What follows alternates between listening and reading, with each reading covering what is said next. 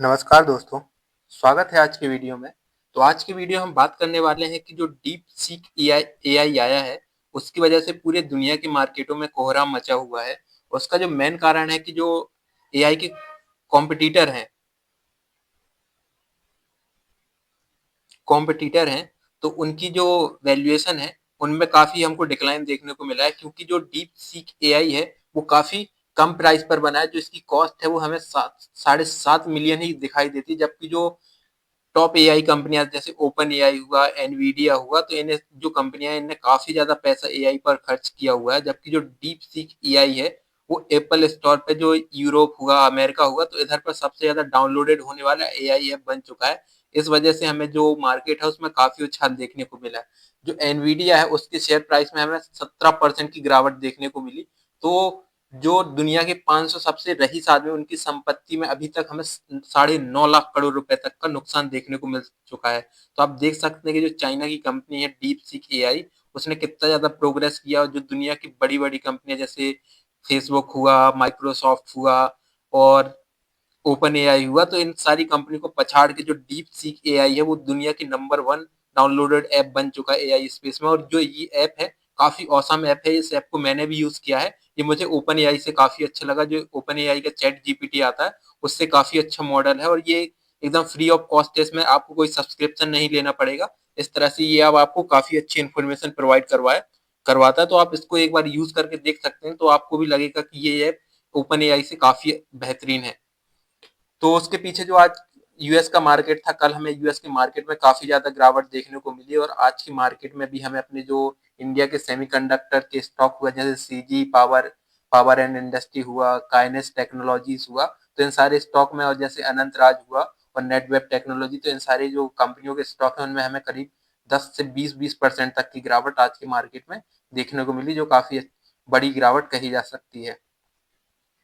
तो आज की बात करें, तो जो सेल ऑफ आया है टेक स्टॉक में, जैसे हमारे इधर के जो भी आईटी स्टॉक है, उनमें भी हमें काफी गिरावट देखने को मिल रही। जो यूएस के टेक स्टॉक हुए, जैसे एनवीडिया हुआ, ओपन एआई हुए, तो इन स्टॉक में भी हमें काफी ज्यादा सेल ऑफ देखने को मिला, क्योंकि जो डीप सीक एआई आया है, वो एआई की रेस में को कॉन्कर करते हुए आया है, और जो ग्लोबल एआई की जो रेस है, उसको बहुत बड़ा अपसेट दिया डीप सीक एआई ने। तो ये काफी अच्छा मॉड्यूल है जो डीप सीक एआई कंपनी ने लॉन्च किया है। आप इसको एक बार यूज करके देखें, तो आपको और ज्यादा इसके बारे में इंफॉर्मेशन मिलेगी, और इसमें कोई सब्सक्रिप्शन की आपको जरूरत नहीं है। फ्री ऑफ कॉस्ट ये ऐप है।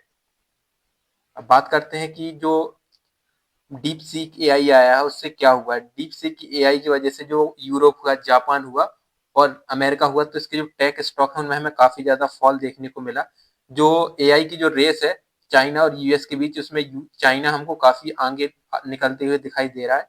जो एनवीडिया का शेयर है, उसमें हमें 17% तक की गिरावट देखने को मिली, और जो एनवीडिया का वैल्यूएशन है, वो 593 तक कम हो गया मार्केट वैल्यूएशन। तो आप देख सकते हैं कि एक दिन में 17% शेयर गिर चुका है। जब शेयर बढ़ता है, तो वो आपको 100, 200, 300, 500% तक रिटर्न देता है। बट शेयर गिरता है, तो उसकी वैल्यू 100% होती है। तो 100 में से 17% जो शेयर की वैल्यू, वो कम हो चुकी। तो आप इस तरह से इसको देखिए कि 17% का फॉल हो गया, यानी 600 बिलियन तक के करीब जो मार्केट कैप है, वो एनवीडिया का कम हो गया। जो जापानीज टेक्नोलॉजी शेयर है, उनमें भी हमें बहुत ज्यादा गिरावट देखने को मिली है।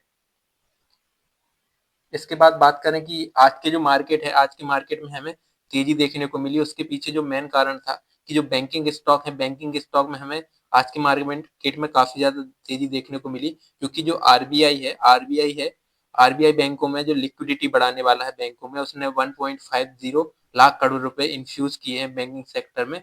इस वजह से हमें जो बैंकिंग स्टॉक है, उसमें काफी तेजी बनते हुए दिखाई दी। जो आरबीआई है, वो बैंकिंग स्टॉक में लिक्विडिटी बढ़ाना चाह रहा है। इस वजह से जो निफ्टी का बैंक इंडेक्स है, उसमें हमें करीब 2% तक का उछाल देखने को मिला।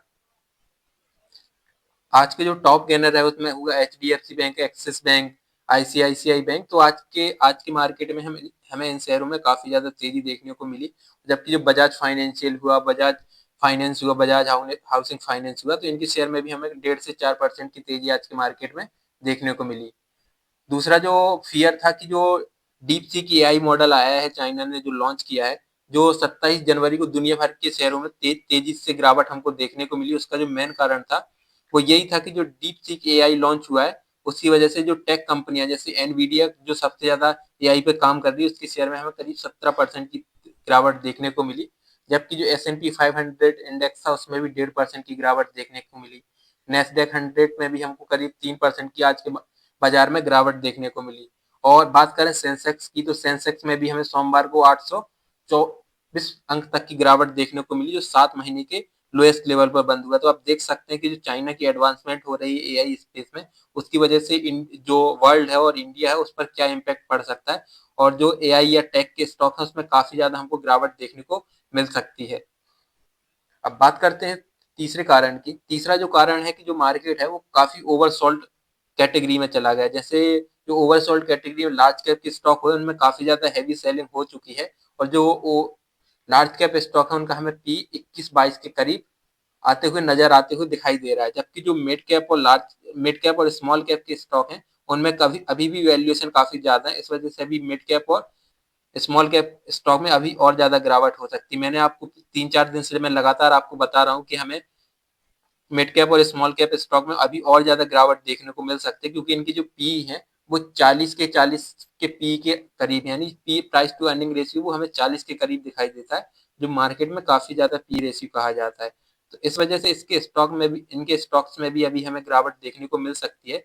जो स्मॉल कैप इंडेक्स है उसका पी हमें अभी 38 और 37 के करीब आते हुए दिखाई दे चुका है। तो इसमें अभी और भी ज्यादा गिरावट की संभावना है। तो आप इनको, जो स्टॉक आपको फंडामेंटली स्ट्रॉन्ग और बहुत ही डिस्काउंट पे मिल रहे हैं, तो मिड कैप और स्मॉल कैप कैटेगरी में आप ऐसे स्टॉक्स को चुन सकते हैं। बट स्मॉल कैप और मिड कैप स्टॉक में अभी आपको सावधानी बरतनी चाहिए।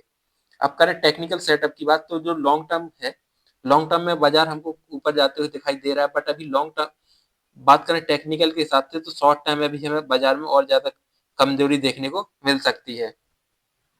मिड कैप और स्मॉल कैप के स्टॉक हैं उनकी तुलना में हमें लार्ज कैप में काफी अच्छे रिटर्न अभी प्रोवाइड हो सकते हैं, क्योंकि लार्ज कैप के बहुत सारे स्टॉक अभी हमें बहुत ज्यादा डिस्काउंट पे मिल रहे हैं, 30 से 40% तक के डिस्काउंट पर भी मिल रहे हैं।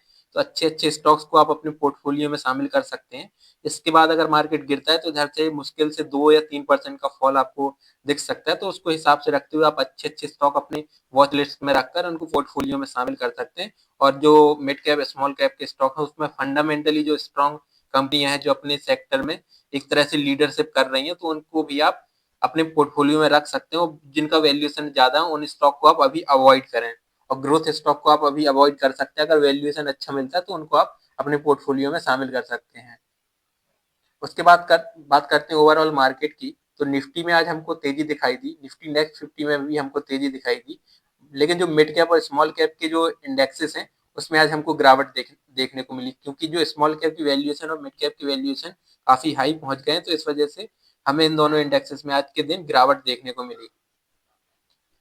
अब बात करें ओवरऑल इंडाइसिस की, तो जो मैं बता चुका हूँ कि बैंक निफ्टी में जो तेजी आने का मेन कारण ये है कि जो आरबीआई ने इन्फ्यूज किया 1.50 लाख करोड़ रुपए, जिसकी वजह से जो मार्केट या बैंकिंग सेक्टर की लिक्विडिटी बढ़ाने का प्रयास किया गया है आरबीआई की तरफ से। इस वजह से बैंकिंग सेक्टर में हमको तेजी देखने को मिली, और फाइनेंशियल सेक्टर में भी इस वजह से हमको तेजी देखने को मिली। आज के मार्केट में हमको जो मीडिया हुआ और फार्मा सेक्टर के स्टॉक्स में काफी ज्यादा हैवी सेलिंग देखने को मिली, क्योंकि जो फार्मा सेक्टर है उन्होंने पिछले 1 से 1.5 साल में काफी अच्छा प्रदर्शन किया है। तो अब हमें काफी ज्यादा प्रॉफिट बुकिंग दिख रही है फार्मा सेक्टर में। बट जो एफएमसी सेक्टर है उसमें भी आज हमको गिरावट दिखाई दी। एफएमसीजी के जो लार्ज कैप के स्टॉक है उनका वैल्यूएशन अभी हमें काफी अच्छा दिखाई देता है, और बजट के बाद सरकार जो है कंजम्पशन पर ज्यादा फोकस करेगी। तो इस वजह से एफएमसीजी के स्टॉक्स में हमें बजट के बाद तेजी देखने को मिल सकती है। तो एफएमसीजी के स्टॉक्स को आप अपने पोर्टफोलियो में शामिल कर सकते हैं 1 से 2 साल के लिए होल्ड करने के लिए, क्योंकि बजट के बाद हमें इनमें काफी ज्यादा तेजी दिखाई दे सकती है। बात करें पीएसयू बैंक्स की, तो पीएसयू बैंक्स में भी हमें आज के दिन तेजी देखने को मिली, और जो प्राइवेट बैंक है उनमें भी हमें तेजी देखने को मिली। इसका मेन कारण यही था जो आरबीआई ने लिक्विडिटी बढ़ाने का प्रयास किया हुआ है।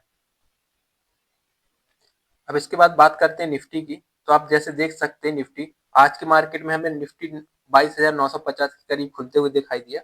बट उसके बाद मार्केट में हमको थोड़ी सेलिंग देखने को मिली। बट उसके बाद बुल्स की फिर से वापसी हुई, और उसके बाद मार्केट हमें ऊपर जाते हुए दिखाई दिया, और इसने 23,100 का लेवल छुआ। उसके बाद मार्केट हमें शार्प डिक्लाइन देखने को मिला। उसके बाद मार्केट 23,000 के नीचे बंद होते हुए हमको दिखाई दिया। तो अब कल के बाजार में हमको जो निफ्टी है वो 22,800 के करीब दिख सकता है, क्योंकि इसने जो 23,000 के को क्लोज नहीं किया है, तो इसमें मार्केट में हमें कल 22,800 का जो लेवल है एक बार फिर से दिख सकता है, क्योंकि जो निफ्टी के फ्यूचर्स हैं वो अभी माइनस में चल रहे हैं और अभी जो मिड कैप और स्मॉल कैप के स्टॉक्स हैं उनमें अभी हमें और ज्यादा सेलिंग देखने को मिल सकती है।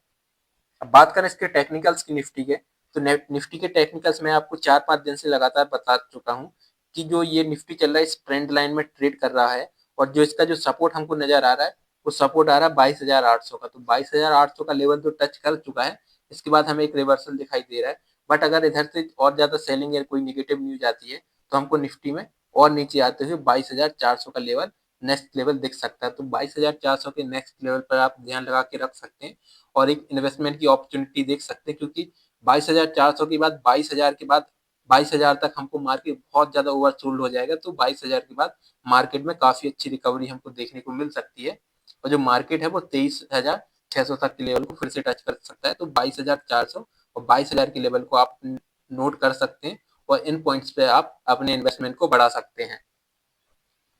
बात करें निफ्टी बैंक की, तो निफ्टी बैंक में आज हमको 1.5% की तेजी दिखाई दी। उसका मेन कारण था आरबीआई ने जो लिक्विडिटी बढ़ाने का प्रयास किया है बैंकिंग सेक्टर में, उस वजह से निफ्टी बैंक सेक्टर में हमको आज के दिन तेजी देखने को मिली। आज के दिन हमें करीब 800 पॉइंट की तेजी देखने को मिली बैंक निफ्टी में। तो ये काफी अच्छी खबर है क्योंकि मार्केट जो आरबीआई है और गवर्नमेंट है वो इकोनॉमी को ट्रैक पे लाने का प्रयास कर रहे हैं और बैंकिंग में लिक्विडिटी बढ़ाने की प्रयास कर रहे हैं, ताकि जो मिडिल क्लास और लोअर मिडिल क्लास के लोग हैं वो लोन ले सके और ताकि जो इंडिया का कंजम्पशन बढ़ सके और इकोनॉमी को एक तरह से बूस्ट मिल सके। और हमारे जो बजट आने वाला फरवरी में उसमें भी यही प्रयास हो सकता है कि जो हमारा कंजम्पशन है वो बूस्ट हो सके। तो इन चीजों को ध्यान में रखते हुए आप अभी अपने इन्वेस्टमेंट को कर सकते हैं। अब बात करें स्मॉल कैप इंडेक्सेस की, तो जो स्मॉल कैप इंडाइसेस है वो अपने ओवरऑल हाई से करीब 17% के 17-18% के नीचे आते हुए दिखाई दे चुका है और अभी इसमें हमें 10 से 12% का और फॉल दिख सकता है। तो आप देख सकते हैं जो स्मॉल कैप था वो इस ट्रेंड लाइन में चल रहा था, इस ट्रेंड लाइन के ऊपर ब्रेकआउट दिया, बट उसके बाद जो ग्लोबल क्यूज हुए और जो ग्लोबल सिनारियोज हुए, जो इंडिया की इकोनॉमी के स्लो डाउन को लेकर खबर हुए, उसके बाद हमें इसमें एक शार्प डिक्लाइन दिखता है। उस ट्रेंड लाइन के नीचे जाते हुए भी हमको इंडेक्स जाते हुए दिखाई दे चुका है। तो इसका जो अगला सपोर्ट हमें दिखता है 45,000 या 44,000 के करीब दिखता है। तो इन लेवल्स को आप नोट कर सकते हैं और इन पर आप इन्वेस्टमेंट को बढ़ा सकते हैं स्मॉल कैप कैटेगरी में जो फंडामेंटली स्ट्रॉन्ग स्टॉक्स हैं उनमें। इसके बाद बात करें तो जो मिड कैप स्टॉक्स हैं, मिड कैप स्टॉक्स में भी हमें करीब अभी तक 14% की तेजी गिरावट देखने को मिल चुकी है और इसकी जो 52 वीक हाई की बात करें तो उधर से हमें अभी स्टॉक जो है 15 से 16% की गिरावट के साथ जो मिड कैप इंडेक्सेस हैं वो हमें दिखाई दे रहे हैं। तो जो मिड कैप और स्मॉल कैप इंडेक्सेस हैं उसमें भी हमें काफी गिरावट देखने को मिल रही है। तो इनमें हमें सावधानी से ट्रेड करनी चाहिए क्योंकि मिड कैप स्टॉक्स में आपको लॉस हो सकता है। तो इनको आप इन चीजों को ध्यान में रखें। उसके बाद बात करें निफ्टी सेंसेक्स 30 की, तो सेंसेक्स में आज जो गिरने वाले स्टॉक थे वो करीब 12 थे और जबकि जो बढ़ने वाले स्टॉक थे वो 18 के करीब दिख रहे हैं। तो एफएमसीजी में हिंदुस्तान यूनिलीवर हुआ, सन फार्मा के स्टॉक में आज हमको काफी ज्यादा सेलिंग देखने को मिली। इस वजह से जो फार्मा सेक्टर का इंडाइसिस है उसमें भी हमको आज के दिन गिरावट देखने को मिली। जबकि जो बजाज फाइनेंस हुआ, बजाज फाइनेंस के जो रिजल्ट हैं वो काफी अच्छे आए हैं और बजाज फिनसर्व के भी रिजल्ट काफी अच्छे आए हैं। तो बजाज फाइनेंस और बजाज फिनसर्व में हमको काफी अच्छी तेजी देखने को मिली। तो आज के मार्केट में ओवरऑल हमें जो लार्ज कैप के स्टॉक्स हैं उनमें तो तेजी देखने को मिली, बट जो मिड कैप और स्मॉल कैप कैटेगरी के स्टॉक्स हैं उनमें आज के दिन हमको काफी ज्यादा गिरावट देखने को मिली। तो आज आप देख सकते हैं कि जो सेंसेक्स का पी है वो हमें 21.5 के करीब दिखाई दे रहा है। तो ये वैल्यूएशन जो लार्ज कैप के हैं वो काफी तरह से एडजस्ट हो चुके हैं और जो इधर से पी रेशियो वो हमें 21 के करीब, मिनिमम 21 के करीब जाते हुए दिखाई दे सकता है, मिनिमम टू मिनिमम। तो आप 21 और 21-20 के करीब फोकस कर सकते हैं आप इन्वेस्टमेंट को अपने जारी इन्वेस्टमेंट को करने के लिए। अब बात करें मिड कैप कैटेगरी, तो मिड कैप कैटेगरी में आप देख सकते हैं अनंतराज के शेयर में हमको 20% की गिरावट देखने को मिली। अपार इंडस्ट्रीज में भी 20% की गिरावट देखने को मिली। जो काइनेस टेक्नोलॉजी हुआ जो सेमीकंडक्टर से रिलेटेड है उसमें भी करीब हमको 11.5% की तेजी दिखाई दी। यूटी एएमसी में भी हमको 5% की गिरावट देखने को मिली। तो आप देख सकते हैं कि जो ग्रोथ स्टॉक थे जैसे न्यूजेन हुआ, 361 वेल्थ हुआ, तो इस तरह से जो ग्रोथ स्टॉक थे उनमें हमें काफी ज्यादा बिकवाली देखने को मिल रही है क्योंकि पास्ट में इन स्टॉक्स ने ही काफी ज्यादा रिटर्न दिया है। इस वजह से इन स्टॉक्स में भी हमको काफी ज्यादा बिकवाली देखने को मिल रही है। जबकि जो पब्लिक सेक्टर के बैंक हैं उनमें हमें काफ़ी ज़्यादा खरीदारी देखने को मिली, जैसे जेएनके बैंक हुआ, आरएलबी बैंक हुआ। तो इस तरह के जो बैंक हुए इनमें हमें अभी और ज़्यादा बाइंग देखने को मिल रही है, क्योंकि इनके जो वैल्यूएशन है वो काफ़ी तरह से अच्छे आ चुके हैं। जो गवर्नमेंट की कंपनियां, जो डिविडेंड पेइंग कंपनी है, उनके वैल्यूएशन काफ़ी अच्छे हो चुके हैं, तो उनको कंसिडर कर सकते हैं। जो फ्यूचर में आपको डिविडेंड के साथ ग्रोथ भी देगी, तो इन स्टॉक को आप अभी से पिक कर सकते हैं। उसके बाद बात करें स्मॉल कैप स्टॉक्स की, तो स्मॉल कैप स्टॉक्स में आप देख सकते हैं पावर इंडिया का जो शेयर है वो हमें 12% के करीब दिखाई दिया। जो स्मॉल कैप और मिड कैप से रिलेटेड स्टॉक है, जैसे डिक्सन टेक्नोलॉजी हुआ, उसमें हमें 5% की। तो इस तरह से जो स्टॉक है, जैसे फार्मा हुआ, और मिड कैप में जो मिड कैप और स्मॉल कैप के जो स्टॉक हुए उनमें भी हमें आज काफी ज्यादा बिकवाली देखने को मिली। तो इस तरह से आप देख सकते हैं ओवरऑल मार्केट का जो सिनारी आज के दिन हमें पॉजिटिव नेगेटिव दोनों देखने को मिला, क्योंकि लार्ज कैप जो इंडाइसेस है उनमें तो हमें आज खरीदारी देखने को मिली, जबकि जो मिड कैप के स्टॉक्स हैं और स्मॉल कैप के स्टॉक्स हैं उनमें आज के दिन हमें काफी ज्यादा बिकवाली देखने को मिली। तो दोस्तों आज के वीडियो में यही था। आज की वीडियो हमने चर्चा की कि डीप सीक की वजह से मार्केट क्यों गिरा और मार्केट में हमें क्यों इतनी ज्यादा सेलिंग दिखाई दी। तो आज की वीडियो में यही था। अगर आपको वीडियो पसंद आया हो तो वीडियो को लाइक करें और इस वीडियो को अपने दोस्तों के साथ भी शेयर करें, और चैनल को जरूर सब्सक्राइब करें ताकि आपको स्टॉक मार्केट से जुड़ी हर एक जानकारी मिल सके। अब मिलते हैं कभी किसी अगले वीडियो में, तब तक के लिए धन्यवाद।